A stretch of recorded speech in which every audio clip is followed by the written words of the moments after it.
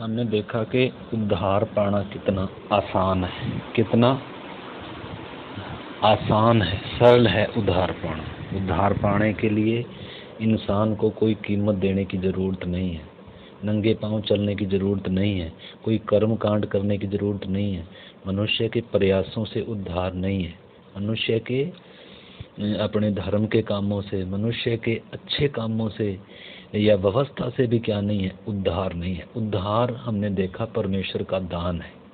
परमेश्वर का फ्री में मनुष्यों के लिए क्या है, तो ये परमेश्वर मनुष्य जाति से प्रेम करता है, इसलिए परमेश्वर ने उद्धार समस्त मानव जाति के लिए गिफ्ट में दिया। परमेश्वर ने अपना इकलौता पुत्र सारे जगत के छुटकारे में दे दिया, सबकी छड़ौती में दे दिया। इसलिए कीमत पूरा स्वर्ग ने चुकाया, परमेश्वर ने चुकाया, प्रभु यीशु ने चुकाया। हमें मनुष्यों की ओर से कीमत नहीं है, कीमत देने वाले ने चुकाई है, न कि लेने वाले ने कीमत देनी पड़ रही है।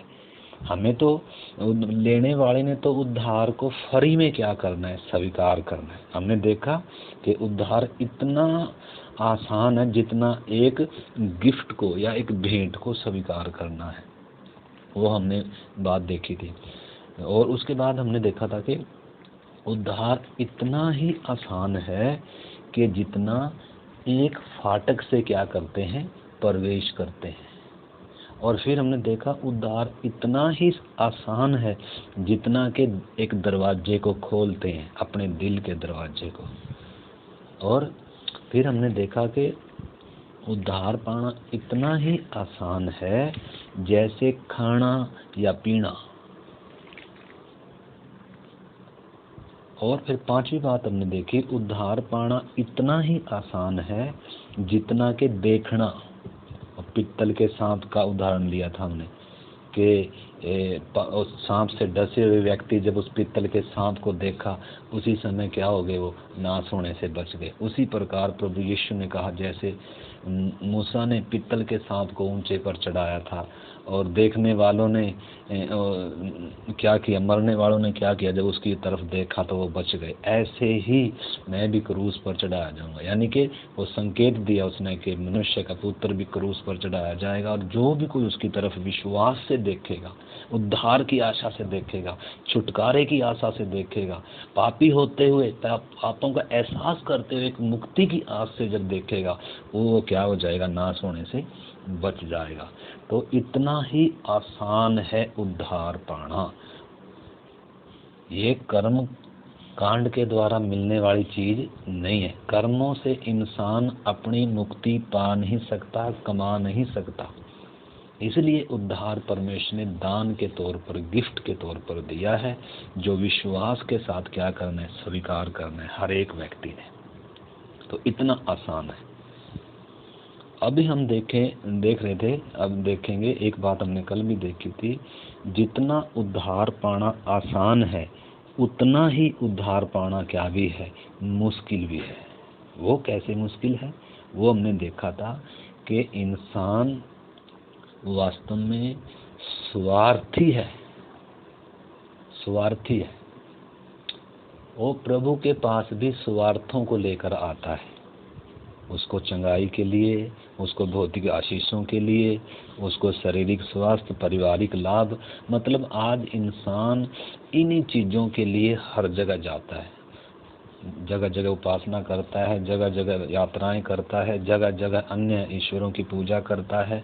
जहाँ भी जाता है वो किस लिए जाता है, वो सुख शांति के लिए जाता है। इसी जीवन में आनंद का जीवन, इसी जीवन में सुख शांति, पैसा, धन दौलत, परिवार में खुशी, इस करके सारी दुनिया किधर जाती है, धर्म कर्म के काम करते हैं। बहुत सारे लोग हैं जो इन चीज़ों को नहीं चाहते, जैसे ऋषि मुनि सारा कुछ छोड़कर त्याग कर गुफाओं में बैठ गए, या गुरु जी के शरण में चले गए, नाम जप रहे हैं, या बहुत कुछ ऐसा कर रहे हैं। भले ही उनको संसारिक भौतिक कुछ आशीष नहीं चाहिए, वो जब तक जो कर रहे हैं, तो भी उस रास्ते से भी क्या नहीं है, मुक्ति नहीं है। वो इंसान क्या कर रहा है, अपने कर्मों से क्या कर रहा है, उद्धार पाने का प्रयास कर रहा है। जैसे सोचता है कि हम कर्म कर कर मेहनत कर कर पैसा कमा लेते हैं, ऐसे उद्धार भी कमा सकते हैं। ये इंसान की भूल है। इंसान कभी भी उद्धार कमा नहीं सकता है। तो इसीलिए उद्धार बिल्कुल फ्री में है। तो उद्धार मुश्किल कैसे बन जाता है वो चीज़ हम देखेंगे। मुश्किल कैसे है, ये उद्धार जितना आसान है उतना ही ये कठिन कैसे है। क्योंकि सबसे पहली बात, इंसान स्वार्थी है, और स्वार्थों के साथ जब आता है वो कभी भी क्या नहीं करेगा, प्रभु यीशु के पास आकर भी उसको क्या नहीं मिलेगी, मुक्ति नहीं मिलेगी। हमने यहूदा इस्करियोती के बारे में देखा था। यहूदा इस्करियोती यीशु मसीह के साथ 3.5 साल चला, उसके नज़दीकी उसकी भलाइयों को चखा। यीशु मसीह ने उसके पांव तक धोए, और प्रभु यीशु मसीह ने 3.5 साल उसको अपने साथ रखा। और यहूदा इस्करियोती ने भी दुष्ट आत्माओं को निकाला था, उसको भी प्रभु ने भेजा था कि उसको दुष्ट आत्माओं पर उसको भी अधिकार दिया था, परंतु उसका क्या नहीं हुआ, उद्धार नहीं हुआ। क्यों नहीं हुआ? क्योंकि वो स्वार्थीपन से भरा हुआ था। उसके अंदर क्या था, पैसे का क्या था, लालच था। इसी करके वो प्रभु यीशु मसीह को क्या नहीं कर पाया, उस तरीके से वो स्वीकार नहीं कर पाया। इसलिए वो क्या हो गया, फांसी लेके आखिर में क्या हो गया, मर गया। उसको मुक्ति नहीं मिली। तो हमने देखा था कि इंसान क्या है, स्वार्थी है। यीशु मसीह के पीछे जब शुरू में चेले आए, यूहन्ना के चेले जब यीशु के पीछे आए, जब यूहन्ना ने यीशु की पहचान कराई उन चेलों को कि ये परमेश्वर का मेमना है जो जगत का पाप उठा ले जाता है, तो वो चेले यीशु के पीछे हो लिए। तो यीशु मुड़कर उनकी तरफ क्या कह रहा है, क्या पूछ रहा है, तुम किसकी खोज में हो, किसकी खोज में हो। तो अगर मनुष्य अपने स्वार्थों की खोज में है तो फिर तो मुक्ति असंभव है।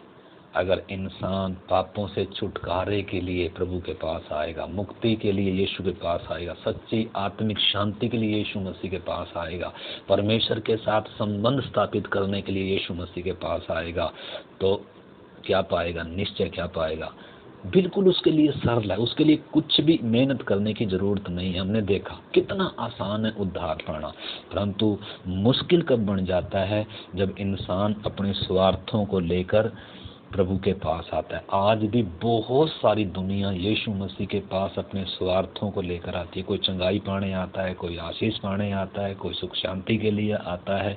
जैसे वो अन्य ईश्वरों के पीछे जाते थे, अन्य देवी देवताओं के पास जाते थे, हर जगह कर्म कांड करते थे, दान दक्षिणा भी देते थे और पूजा पाठ भी करते थे, सुख शांति मिल जाए किसी न किसी तरीके से। ऐसे ही उनको बहका दिया किसी ने कि यीशु मसीह के पास आने से तुम्हारी सारी समस्या क्या हो जाएंगी, हल हो जाएंगी और तुम्हें सुख शांति मिल जाएगी। तो इसलिए बहुत सारे लोग इन स्वार्थों को लेकर दुनियावी आशीष के लिए, भौतिक बातों के लिए, पारिवारिक और शारीरिक आशीषों को पाने के लिए जो यीशु मसीह के पास आएंगे वो कभी भी क्या नहीं पाएंगे, उद्धार नहीं पाएंगे। अगर इसी सोच के साथ वो प्रभु के साथ चलते रहे, अगर इसी सोच के साथ वो यीशु मसीह की संगति में, प्रार्थना में आते रहे, चाहे उम्र भर आते रहें, जब तक उनको पापी होने का एहसास नहीं होगा, जब तक हमने देखा और 4 बातें हमने देखी थी, जब वो जो सांप से डसे हुए लोग थे, जब उन्होंने विश्वास के साथ पापों का एहसास करते हुए और बड़ी आशा के साथ जब उन्होंने देखा, उसी समय क्या हो गए, नाश होने से बच गए। ठीक है, तो जब तक इंसान क्या नहीं करेगा, उद्धार पाने के लिए, जीवन पाने के लिए, पाप से छुटकारा पाने के लिए, जब तक यीशु के पास नहीं आएगा, जब तक उसको पुकारेगा नहीं उस रीति से, भले ही यीशु के पास है, परंतु जब तक इस आत्मिक जरूरत को, जब तक ये पाप कितना भयानक है शरीर की बीमारी से भी बढ़कर, जब तक उस पाप के छुटकारे के लिए यीशु को पुकारेगा नहीं, इसको मुक्ति मिलने वाली नहीं है। इसलिए यीशु ने कहा, मैं तुमसे सच सच कहता हूँ, जब तक एक व्यक्ति नए सिरे से जन्म नहीं लेगा और स्वर्ग के राज्य को प्रवेश भी नहीं कर सकता है। तो इसीलिए उद्धार पाना क्या है, मुश्किल है। हम तीमुथियुस की पत्री में पढ़ते हैं, उसमें भी लिखा है अंतिम दिनों में कठिन समय आएंगे क्योंकि मनुष्य स्वार्थी, आगे बहुत बड़ी लिस्ट दे रखी है, और लिखा है अपने सुख विलास के वो चाहने वाले होंगे, वो परमेश्वर के चाहने वाले नहीं होंगे, वो परमेश्वर से मेल नहीं चाहेंगे, वो अनंत जीवन से बढ़कर इसी धरती का जीवन चाहेंगे, वो पैसा चाहेंगे, वो सुख शांति चाहेंगे। ये स्वार्थीपन है। उद्धार शरीर का नहीं, उद्धार आत्मा और प्राण का होना है। न्याय नरक की आग में आत्मा और प्राण जाएगी। तो इसीलिए जब तक व्यक्ति अपने अंदर के उद्धार के लिए, आत्मा और प्राणों के उद्धार के लिए जब तक यीशु को नहीं पुकारेगा, तब तक उसके लिए उद्धार क्या है, मुश्किल है। जो उद्धार इतना आसान है पाना, वो ही उद्धार इतना कठिन कैसे बन गया? क्योंकि इंसान उद्धार के लिए नहीं, परंतु शरीर के लिए और भौतिक चीज़ों के लिए जब यीशु के पास आ रहा है, तब उसके लिए क्या बन गया? ये ही जो उद्धार आसान था, यही क्या हो गया? मुश्किल बन गया। इस चीज़ को हमने अच्छे से क्या करना होगा? समझना होगा। तो दूसरी बात हम देखते हैं, इसमें वचन मैंने कल वचन दिए थे, इसमें मत्ती 26 दिया था, यूहन्ना 1 का 35 से 38 दिया था, और यूहन्ना 5 का 40 था। और आज जो मैंने बताया, लोग स्वार्थी होंगे, अपने सुख विलास के चाहने वाले होंगे, वो परमेश्वर के चाहने वाले नहीं, वो मुक्ति के चाहने वाले। आज ज़्यादातर विश्वासी मुक्ति के खोजी नहीं है, उनको प्रभु यीशु मसीह की जो गहरा उपदेश है, सच्ची शिक्षा है, वो उनके लिए बहुत कठिन है। वो बाइबल में से वो इस अच्छे अच्छे वचन लेते हैं जो उनके भौतिक आशीष के लिए, पारिवारिक आशीष के लिए, वो चीज़ों पर, उन वचनों पर ज़्यादा क्या करते हैं? वो विश्वास करते हैं। परंतु ऐसे में क्या नहीं है? उद्धार नहीं है, पापों से छुटकारा नहीं है। जब तक इंसान अपने स्वार्थों को नहीं त्यागेगा, तब तक उद्धार असंभव है। तो दूसरी बात हम देखते हैं, उद्धार क्यों इतना कठिन है? दूसरी बात यह है कि इंसान पापी है, और पाप ने इसके मन को क्या किया हुआ है? कठोर किया हुआ है। ये इंसान जिद्दी है, ये पापी हूँ कर कर क्या नहीं करना चाहता है? स्वीकार करना नहीं चाहता है। वचन कहता है एक आदम के द्वारा पाप जगत में आया, और पाप के द्वारा मौत आई, और मौत सब मनुष्यों में फैल गई। फिर रोमियो में ये भी लिखा है कि एक भी धर्मी नहीं है, एक भी धर्मी नहीं है, सब के सब क्या हैं? पापी हैं। जितने भी स्त्री और पुरुष के द्वारा पैदा होते हैं, वो सब क्या हैं? वो पाप लेकर पैदा होते हैं, वो पापी स्वभाव में पैदा होते हैं, वो गिरे हुए आदम की संतान है। जैसे आम के पेड़ से आम ही उगेगा, बेरी के पेड़ से बेरी उगेगा, और अनार के फल से अनार ही पैदा होगा, उसी प्रकार पापी आदम की संतान पापी वंश को उत्पन्न करती है। इसीलिए मनुष्यों को उद्धार की आवश्यकता है, और मनुष्यों में कोई मनुष्यों को उद्धार दे भी नहीं सकता। पापी को उद्धार नहीं दे सकता। इसीलिए परमेश्वर देहधारी होया, जिसको प्रभु यीशु कहते हैं। प्रभु यीशु का मतलब है अपने लोगों को उनके पापों से छुड़ाने वाला। तो इसलिए प्रभु यीशु मसीह में और संपूर्ण मानव जाति में वो जो भिन्नता है, उस चीज को हमें पहचानना होगा, हर एक व्यक्ति को। यीशु में और बाकी में अंतर क्या? यीशु निष्पाप है, वो पाप से बिल्कुल क्या है? अज्ञात है। उसने कभी पाप किया ही नहीं, वो पाप में पैदा नहीं हुआ, बल्कि वो परमेश्वर, वो वचन देहधारी हुआ, वो इंसान की संतान नहीं है। इसलिए प्रभु का कोई हम जन्मदिन भी मनाते नहीं है। ईसाई लोग मनाते हैं, ईसाई एक धर्म अलग है, हम ईसाई नहीं है। मैं ईसाई धर्म की बात नहीं कर रहा हूँ। ईसाई भी एक धर्म है, जैसे हिंदू धर्म है, जैसे सिख धर्म है, जैसे मुसलमान है, ऐसे ईसाई धर्म भी है। परंतु यीशु मसीह का किसी धर्म से कोई वास्ता नहीं है। यीशु मसीह पर विश्वास करने का मतलब धर्म से नहीं है। धर्म सब अच्छे हैं, हम भी हिंदू हैं, हिंदू धर्म में विश्वास करता हूँ, मैं हिंदू हूँ, परंतु मैं यीशु मसीह पर विश्वास करता हूँ। यीशु मसीह को मैं अपने व्यक्तिगत जीवन का प्रभु और उद्धारकर्ता क्या किया, मैंने स्वीकार किया। मेरा धर्म नहीं बदला, मेरा जीवन बदला है, मैंने मुक्ति पाई है, मैंने सच्चाई को जाना है। तो इंसान आज पापी हूँ कर कर क्या मानने के लिए तैयार नहीं है, झुकने के लिए तैयार नहीं है।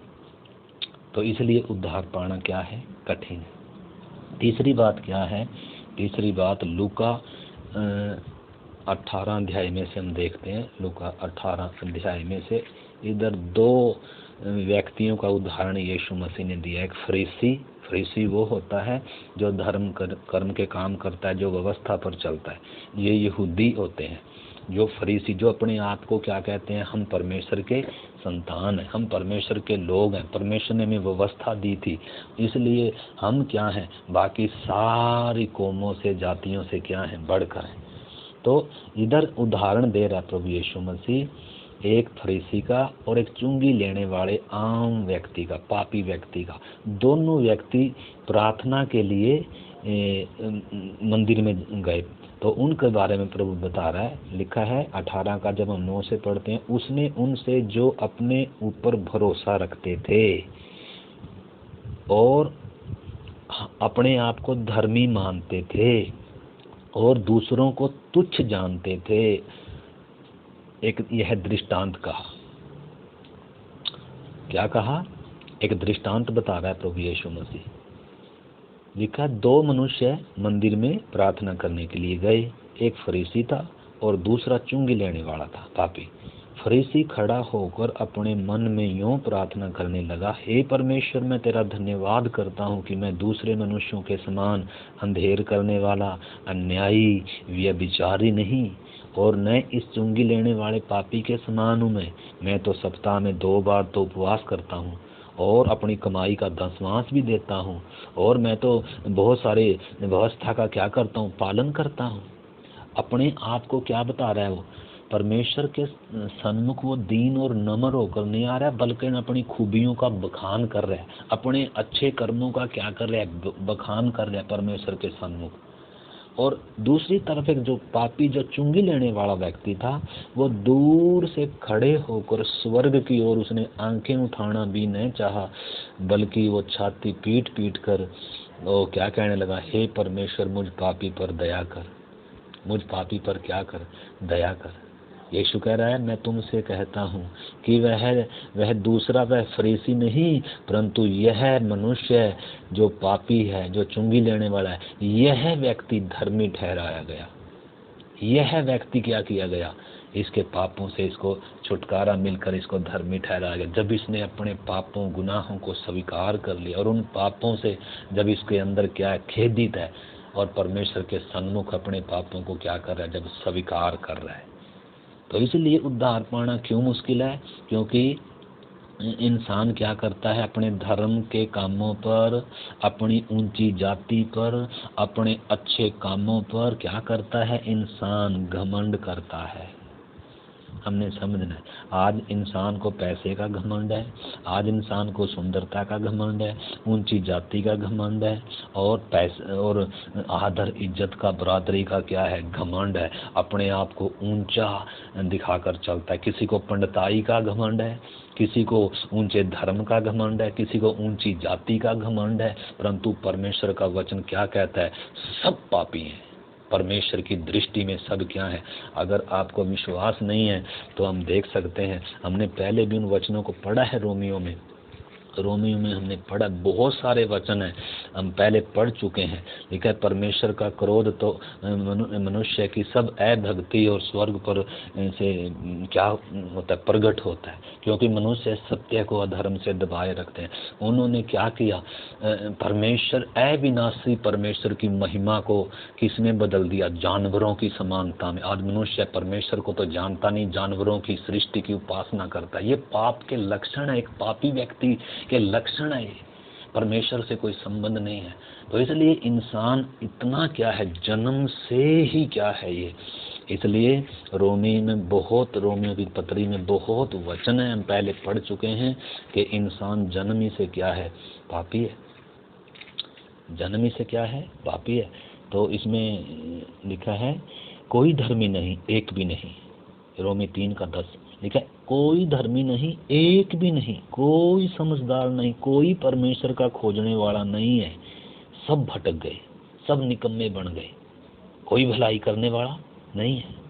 तो इधर हम देखते हैं लिखा है, हम जानते हैं कि व्यवस्था जो कुछ कहती है उन्हीं से कहती है जो व्यवस्था के दिन है, इसलिए कि हर एक मुंह बंद किया जाए और सारा संसार परमेश्वर के दंड के योग्य ठहरे, क्योंकि व्यवस्था के कामों से कोई प्राणी परमेश्वर के सामने धर्मी नहीं ठहरेगा। इसलिए कि व्यवस्था के द्वारा पाप की क्या होती है, पहचान होती है। ठीक है ना।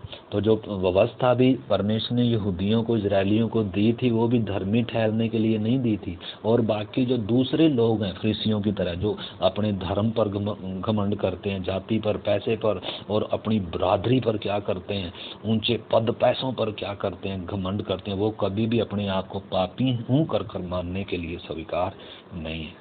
तो इनके लिए भी उद्धार पाना क्या है, बहुत कठिन है। इनके लिए भी उद्धार पाना बहुत कठिन है जब तक ये अपने घमंड को नहीं छोड़ देंगे। इसलिए हमने पिछले दिनों भी पढ़ा था, इफिसियों की पत्री में हमने पढ़ा था 2 अध्याय और उसका हमने 8 वचन पढ़ा था। मैं बार बार उसका मैं पढ़ता हूँ ताकि हर एक व्यक्ति क्या हो जाए, उस चीज़ को समझे। लिखा है क्योंकि विश्वास के द्वारा अनुग्रह ही से तुम्हारा उद्धार हुआ है, और यह तुम्हारी ओर से नहीं वरन परमेश्वर का दान है, और न कर्मों के कारण है, ऐसा न हो कि कोई घमंड करे। न तो धर्म के कामों से है और न मनुष्य के खुद के किसी भी प्रयासों से उद्धार है। इसलिए उद्धार पूरा का पूरा क्या है, परमेश्वर की ओर से है। दान के स्वरूप में स्वीकार करना होगा एक पापी व्यक्ति को, अपने पापों को मानते हुए। परंतु जो अपने आप को, अपना घमंड नहीं छोड़ता, वो कभी भी क्या नहीं पाएगा, उद्धार नहीं पाएगा।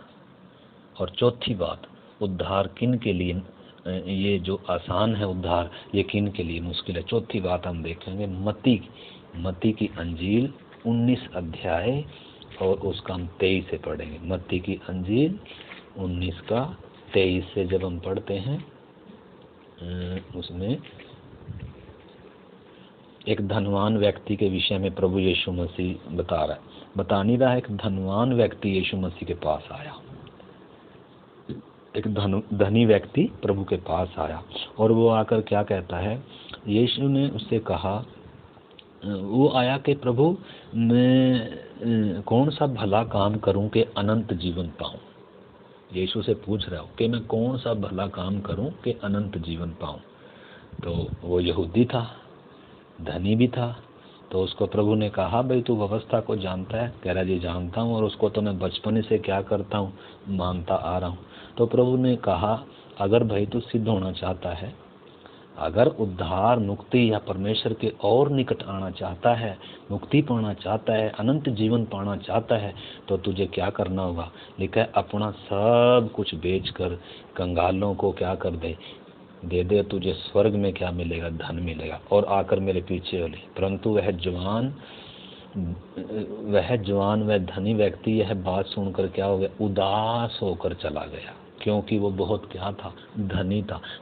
तो धनी व्यक्ति भी का भी उद्धार पाना क्या है, कठिन है। धनी का मतलब ये नहीं है कि कोई भी धनी बचेगा नहीं, मतलब जो धन को ज्यादा क्या करते हैं, प्यार करते हैं, जो पैसे के लालची हैं, उनके लिए भी उद्धार पाना बहुत क्या है, बहुत कठिन है। ये तो प्रभु ने कहा, स्वर्ग का राज्य तो खेत में छिपे धन के समान है, जिस किसी को मिला मारे आनंद के जाकर उसने अपना सब कुछ बेच कर और क्या कर लिया, उसको मोल ले लिया। ठीक है ना। इसका मतलब हमने समझना है, उद्धार कौन नहीं पा सकता, जो पैसे का लोभी है, जो पैसे का लालची है, जिसका मन पैसे पर लगा हुआ है, वो भी क्या नहीं कर सकता, उद्धार नहीं पा सकता। तब यीशु ने अपने चेलों से कहा, मैं तुमसे सच सच कहता हूँ कि धनवान का स्वर्ग के राज्य में प्रवेश करना क्या है, कठिन है।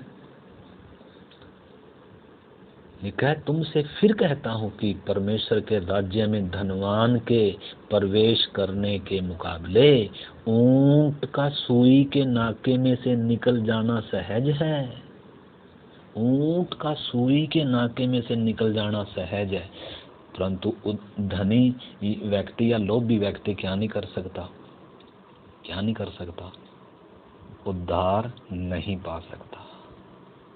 तो हमने समझना है, भले ही उद्धार पाने के बाद भी जिन लोगों का जो लोभ है, जिनके अंदर, जो पैसे को ज़्यादा, प्रभु से ज़्यादा अहमियत देते हैं, जो उद्धार से ज़्यादा, अनंत जीवन से ज़्यादा, जिनका ध्यान पैसे में, यीशु ने कहा तुम्हारा धन, जिधर तुम्हारा धन है ना उधर ही तुम्हारा क्या लगा होगा, मन लगाओ। इसलिए प्रभु चाहता है हमारा ध्यान किधर लगे। इसलिए प्रभु ने कहा अपना धन स्वर्ग में इकट्ठा करो। स्वर्ग में इकट्ठा करने का मतलब कि इधर धन थोड़ा ट्रांसफर हो जाए, उसका मतलब अगर हमारे पास पैसा है तो जिनको ज़रूरत है हमें उनको क्या, जो जिस चीज़ की जितनी हमें ज़रूरत है उसकी हमें रखना चाहिए, परंतु हमें क्या करना चाहिए, हमें क्या नहीं होना चाहिए, लोभ नहीं होना चाहिए पैसे का। अगर लोभ है, बहुत सारे उदाहरण हैं लोभी व्यक्तियों के लिए, हम बाइबल में से पढ़ सकते हैं। उद्धार पाए हुए व्यक्तियों को भी धन का लोभ या लालच नाश कर सकता है। कितनों के उदाहरण है, लूत का उदाहरण है। लूत अब्राहम के साथ चलता था, उसके अंदर लोभ आ गया और सदोम अमोरा में अच्छी तराई का लालच कर उधर जा बसा। और फिर गेहजी ने क्या किया, एलिशा का चेला था गेहजी, उसने भी क्या किया, नामान कोढ़ी के पैसों का, सोने चांदी का लालच कर उसने भी क्या किया, वो भी क्या हो गया, खुद भी कोढ़ी हो गया और अपने पूरे खानदान को उसने क्या कर दिया, कोढ़ी। फिर एक आकान था, आकान ने भी क्या किया, एक चांदी की ईंट, सोने की ईंट, उसने भी क्या कर लिया, कुछ लालच कर क्या कर लिया, यरीहो को में से क्या कर लिया, कुछ अर्पण की वस्तु को उसने भी रख लिया, वो भी क्या हो गया, नाश हो गया। और फिर हन्ना सफीरा, नए नियम की घटना है, प्रेरितों के काम 5 अध्याय में हम पढ़ सकते हैं। उन्होंने भी क्या किया, पैसे का लालच कर क्या किया। तो पैसा, आज बहुत सारे भले ही विश्वासी हैं, परंतु अगर हमारे अंदर पैसे का लालच है, देखो हन्ना सफीरा उसी समय क्या हो गए, मर गए पैसे के विषय में, पैसे के विषय में। आप पढ़ सकते हैं, देर लगेगी अगर मैं पढ़ूंगा तो आप वचन के सुनने वाले प्रेरितों के काम 5 अध्याय में हन्ना सफीरा का आप विषय पढ़ सकते हैं, लूत का, गेहजी का, अकान का, इनके विषय पढ़ सकते हैं। ये लालच के कारण क्या हो गए, नाश हो गए, मर गए।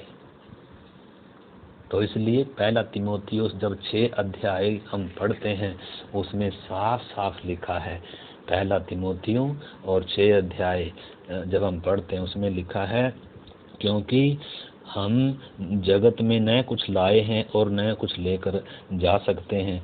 यदि हमारे पास खाने पहनने के लिए हो तो उन्हीं पर हमें संतोष करना चाहिए, परंतु जो धनी होना चाहते हैं, जो धन के लोभी हैं, जो धन बटोरना चाहते हैं, जो धन के ज़्यादा पर प्रभु से ज़्यादा जो धन के क्या हैं चाहने वाले हैं, वे ऐसी परीक्षा और फंदे में फंसते हैं। लिखा है वे ऐसी परीक्षा और फंदे और बहुत सी व्यर्थ और हानिकारक लालसाओं में फंसते हैं।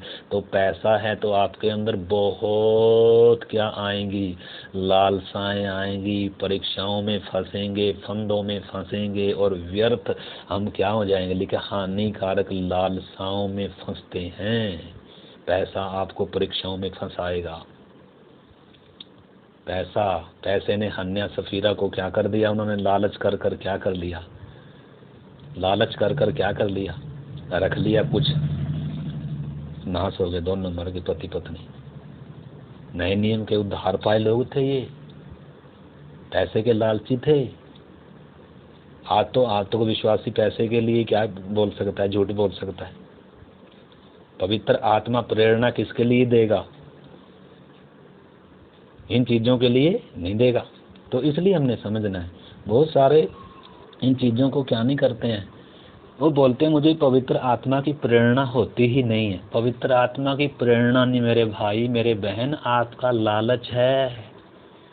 आप किसी गरीब को देने के लिए आपकी मुट्ठी भी नहीं खुलती। आपको आपको पैसे से बहुत प्यार है, तो लालच है, तो आपके अंदर लोभ है, तो आप बहुत बड़ी परीक्षाओं में फंसेंगे, फंदे में फंसेंगे, हानिकारक व्यर्थ लालसाओं में फंसेंगे, जो मनुष्य को क्या कर देती है, बिगाड़ देती है। और लिखा है विनाश के समुद्र में डुबा देती है, क्योंकि रुपए का लोभ सब प्रकार की बुराई की जड़ है, जिसे प्राप्त करने के प्रयत्न करते करते बहुतों ने विश्वास से भटक कर अपने आप को नाना प्रकार के दुखों में क्या कर लिया, छन्नी बना लिया। विश्वास से भटक गए ऐसे लोग। इसलिए परमेश्वर का दास तिमोथियुस को क्या बोल रहा है, एक व्यक्तिगत उसको निर्देश दे रहा है। क्या कह रहा है, पर हे परमेश्वर के जन, हे मेरे भाई, हे मेरे बहन विश्वासी प्यारे, हे परमेश्वर के जन, तू इन बातों से भाग, पैसे के लालच से, लोभ से, इन चीजों से भागना पड़ेगा। लिखा है और धर्म और भक्ति और विश्वास और प्रेम और धीरज और नम्रता का पीछा कर और विश्वास की अच्छी कुश्ती लड़ और उस अनंत जीवन को धर ले जिसके लिए तू बुलाया गया है, और बहुत से गवाहों के सामने एक अच्छा अंगीकार भी तूने किया था। तो इसलिए हमने समझना है, उद्धार पाना धन के लोभी के लिए, जो धन का लोभी उसके लिए उद्धार पाना सबसे पहली मुश्किल है।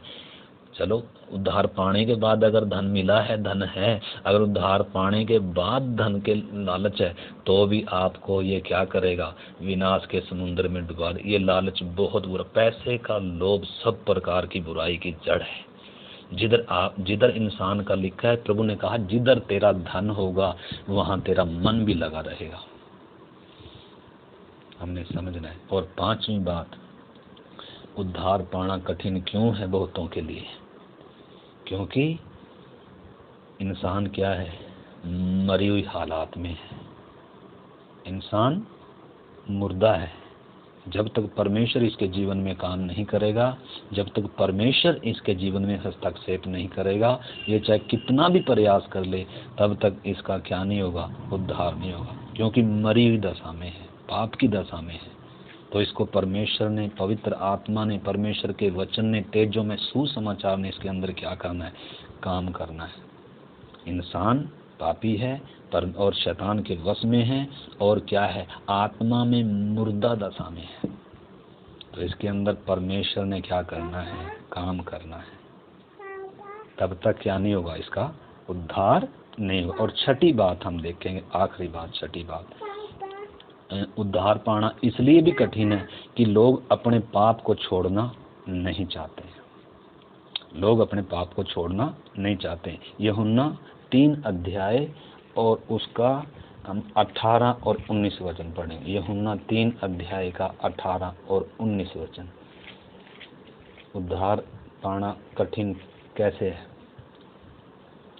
3 का 18-19 लिखा, जो उस पर विश्वास करता है उस पर दंड की आज्ञा नहीं होती, परंतु जो उस पर विश्वास नहीं करता वह दोषी ठहर चुका है, इसलिए कि उसने परमेश्वर के इकलौते पुत्र के नाम पर विश्वास नहीं किया। और दंड की आज्ञा का कारण यह है कि ज्योति जगत में आई और मनुष्यों ने अंधकार को ज्योति से अधिक प्रिय जाना, क्योंकि उनके काम क्या थे, बुरे थे। काम क्या थे, बुरे थे। आज इंसान पाप छोड़ना नहीं चाहता, बुराई छोड़ना नहीं चाहता, इसलिए उद्धार पाना क्या हो रहा है, मुश्किल हो रहा है। यशाया की किताब में से भी हम पढ़ सकते हैं। अभी हम प्रार्थना करेंगे। यशाया की किताब पुराने नियम में, और उसका 59 अध्याय, उसमें लिखा है 59 अध्याय का 1 से जब हम पढ़ते हैं, सुनो यहोवा का हाथ ऐसा छोटा नहीं हो गया कि उद्धार ना कर सके। क्या लिखा है, यहोवा परमेश्वर का हाथ इतना छोटा नहीं कि मनुष्य का, पापी का उद्धार ना कर सके। लिखा है, और ना वह बहरा है कि एक पापी व्यक्ति की प्रार्थना ना सुन सके। लिखा है, परंतु तुम्हारे अधर्म के कामों ने, मनुष्य के पाप ने लिखा है तुम्हारे अधर्म के कामों ने तुमको तुम्हारे परमेश्वर से क्या कर दिया, अलग कर दिया। पाप इंसान को परमेश्वर से क्या करता है, अलग करता है, और पाप छोड़ना नहीं चाहता, पापी हूं कर कर मानना भी नहीं चाहता। तो इसलिए लिखा है, और तुम्हारे पापों के कारण उसका मुंह तुमसे ऐसा छिपा है कि वह सुनता नहीं है। तो इसलिए हमें समझना है इंसान के लिए उद्धार पाना क्यों मुश्किल है, क्योंकि इंसान पाप को, बुराई को छोड़ना नहीं चाहता, झूठ को, ठगी को, पाप के सुख को, इन चीज़ों को क्या नहीं करना चाहता, छोड़ना नहीं चाहता है। छुड़ाने के लिए प्रभु तैयार है। अगर ये कहे ना, प्रभु मैं छूटना चाहता हूँ इस बुराई से, इस पाप से मैं छूटना चाहता हूँ, प्रभु मुझे क्या कर, तो प्रभु क्या करेगा, छुड़ाएगा, देर नहीं है। अगर हम नीति वचन 28 अध्याय पढ़ेंगे, नीति वचन 28 अध्याय का 13 वचन जब हम पढ़ते हैं, उसमें लिखा है, जो अपने अपराधों को छिपा रखता है, अपने पापों को छिपा रखता है, उसका काम कभी सफल नहीं होगा, परंतु जो उसको मान लेता है और छोड़ भी देता है, उस पर दया की जाएगी।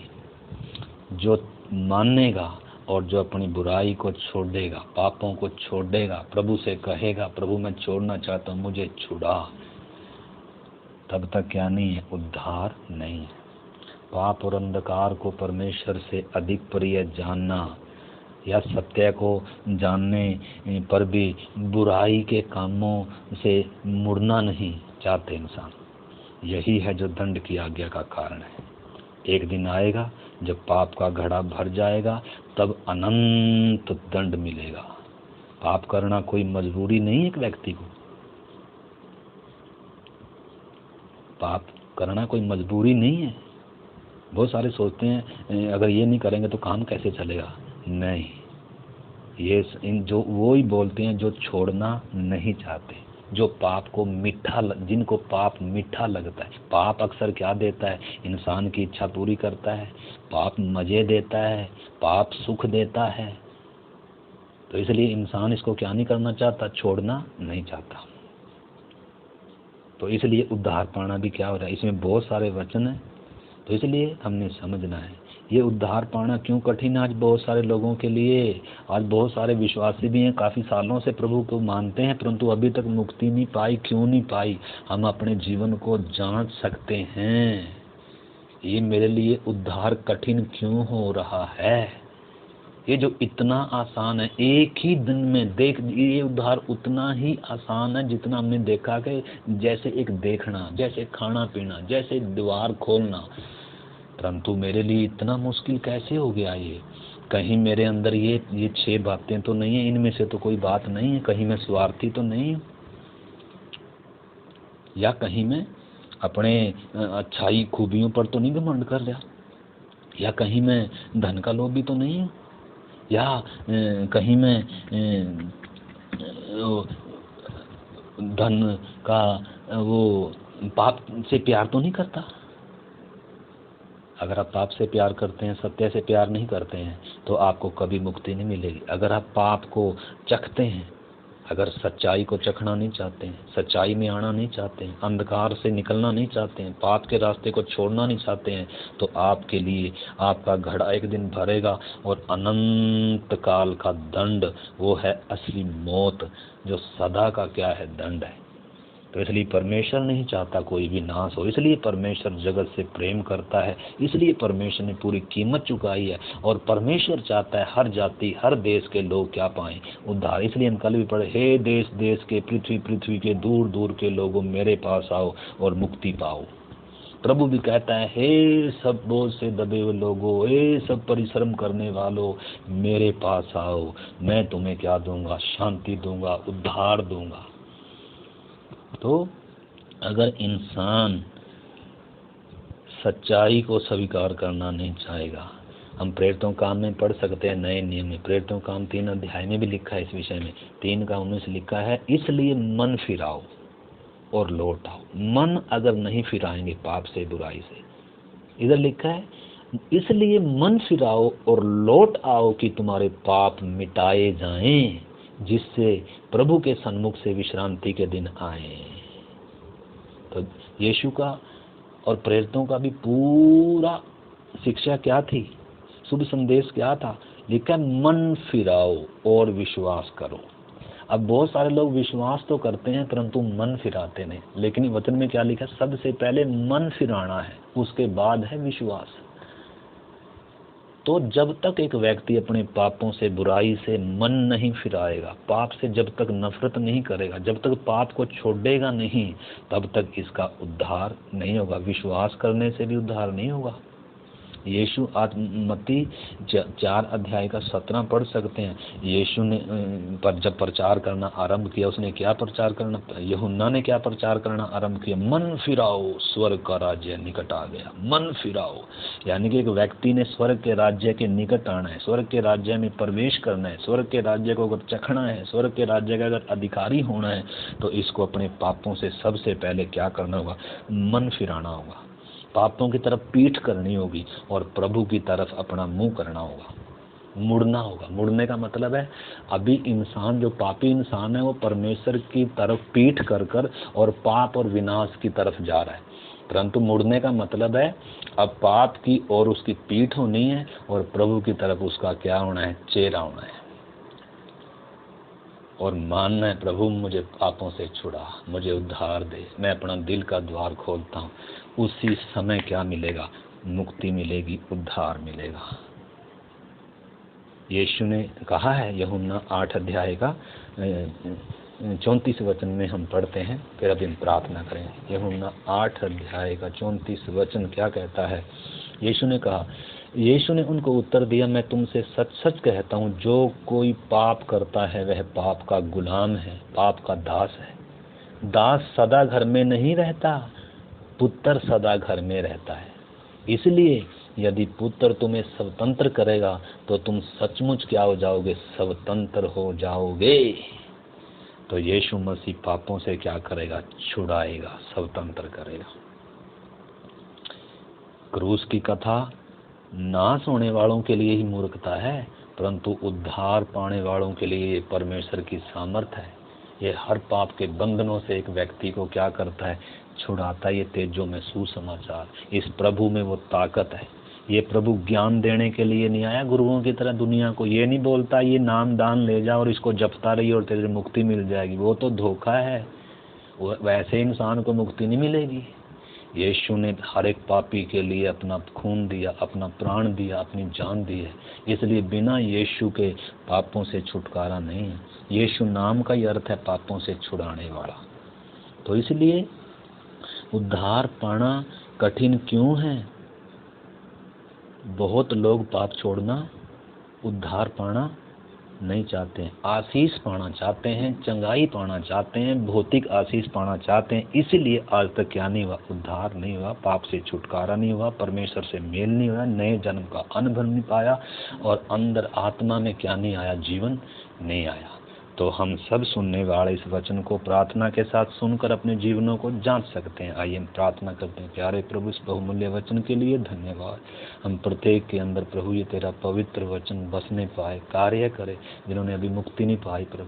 प्रभु समय रहते प्रभु इस तेरे अनुग्रह के दान को स्वीकार करने के लिए अपने पापों से मन फिराकर प्रभु अपने घमंड को, जाति के धर्म को, प्रभु ऊंचे पदों के घमंड को त्याग कर, छोड़कर, नम्र और दीन होकर प्रभु तेरे सन्मुख आने के लिए और अपने दिल का द्वार तेरे लिए खोलने के लिए प्रभु एक जीवन में पवित्र आत्मा आप कार्य करे। प्रभु आपके हाथों में सौंपते हैं पिता, यीशु मसीह के नाम से हम प्रार्थना को मांगते हैं, आमीन।